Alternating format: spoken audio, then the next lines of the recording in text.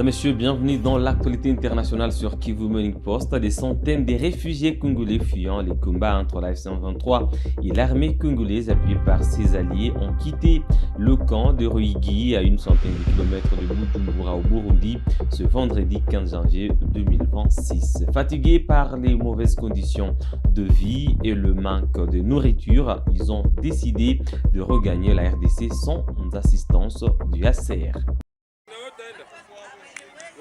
Jambo grupe, habari za saizi. Antuka hapa ni Burundi, province ya Ruhigi. Tuko deja Burundi, province ya Ruhigi. Hapo ni province ya Ruhigi. Kwa sai bakongomani ba refugee benye bako deja mkambi ni hao bako banakimbia sasa. Kwa sai bako banakimbia kutoka mkambi banarudia Kongo paske tulamuka 4h ndio tunasikia watu wako banalalamika Chilombo baba ni baba Chilombo paka TV watu kabisa wako banaminika kutoka. Polisi inajitahidi kurudisha lakini wapi haiwezekani. Polisi inajitahidi kurudisha lakini haiwezekani kabisa.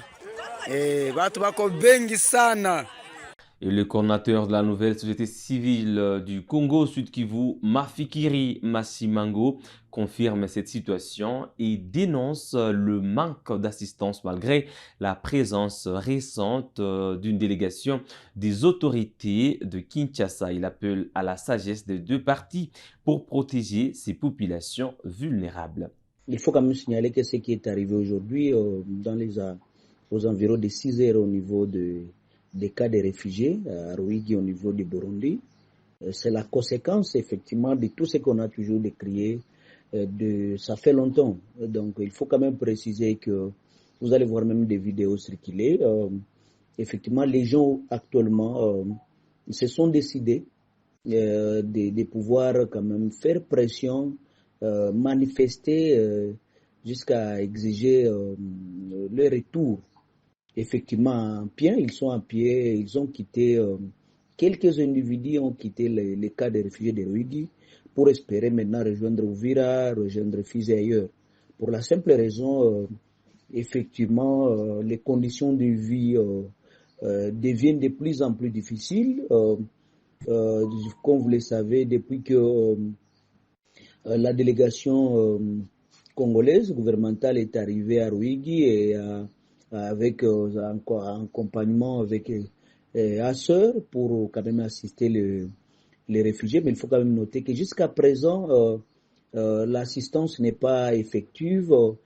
Beaucoup de gens continuent à crier de l'absence de l'assistance, d'autant plus qu'ils ne reçoivent absolument rien, malgré tout ce qu'on a pu promettre. Donc, ça, c'est ça, la raison valable et de la contestation, des débordements de la population réfugiée au niveau du cadre des transits, des cas de Ruigi. Mais il faut préciser, même si vous trouverez, on parle que les gens ont décidé de quitter les cas des réfugiés.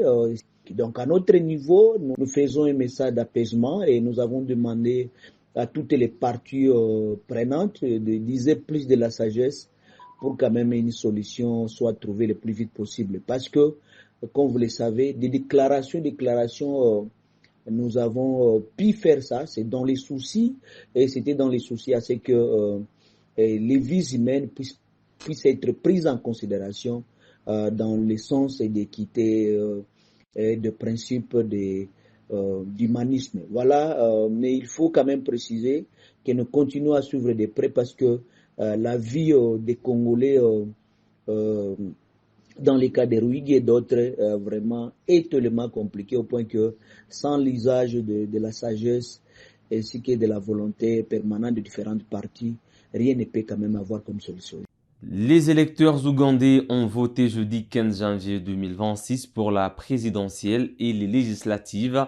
Le scrutin oppose le président sortant Yoweri Museveni à son principal challenger Bobi Wine. Le pays reste privé d'Internet et l'ONU a mis en garde contre la répression des voix dissidentes. Plusieurs bureaux de vote, notamment à Kampala, ont connu des pannes sur les machines de vérification biométrique retardant le scrutin. L'opposition estime que ces ratés pourraient justifier une contestation. Suivez.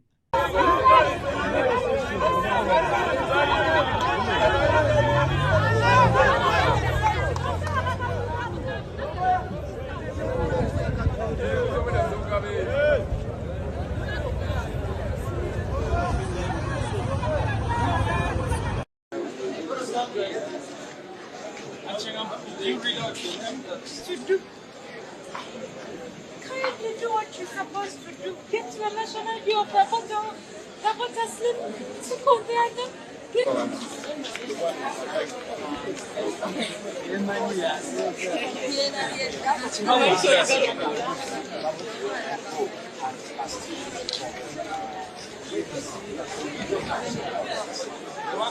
Omukulu ndiyitinga okunamba engalo nebeera bize omukulu katumira kubanga Lorenzo kubanga Lorenzo ali mukulonda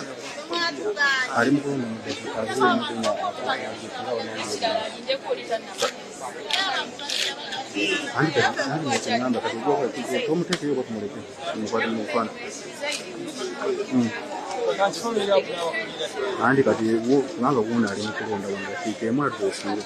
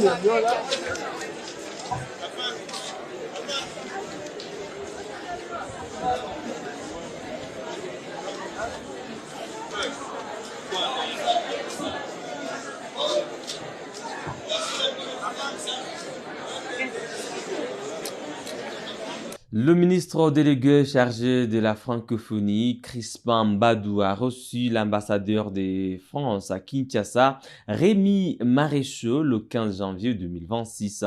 Ils ont discuté de la gouvernance et des perspectives de l'organisation internationale de la francophonie, notamment de l'élection du prochain secrétaire général à la suite de l'annonce de la candidature de Louise Mushikiwabo pour un 3e mandat. Pour moi, c'était mon premier entretien avec le délégué et donc nous avons fait un tour d'horizon des deux grands sujets d'intérêt commun, deux grands sujets qui sont au cœur de son portefeuille. Donc le premier, c'est la francophonie. Et je suis venu informer le ministre de la prochaine visite de son homologue française, notre ministre délégué à la francophonie, qui va venir ici au mois de février, discuter des prochaines grandes échéances de notre organisation commune. Et le deuxième sujet, c'est la diaspora. Un des liens très forts entre la France et la RDC, c'est la diaspora congolaise de France. On la voit dans de très nombreux domaines. Hein. Nous avons des élus français d'origine congolaise à l'Assemblée nationale, dans les communes, les départements, les régions. On est très fiers aussi d'avoir des Français parmi les léopards qui se sont distingués lors de la dernière CAN, la CAN en cours. Donc on évalue cette diaspora à plusieurs centaines de milliers de personnes. Et ce qui est important, c'est que beaucoup des membres de la diaspora congolaise de France ont un très grand attachement à leur pays d'origine, le pays d'origine de leurs parents, et surtout une volonté de s'engager, de revenir au Congo, d'y investir, de développer des activités économiques. Donc cette diaspora est une richesse commune.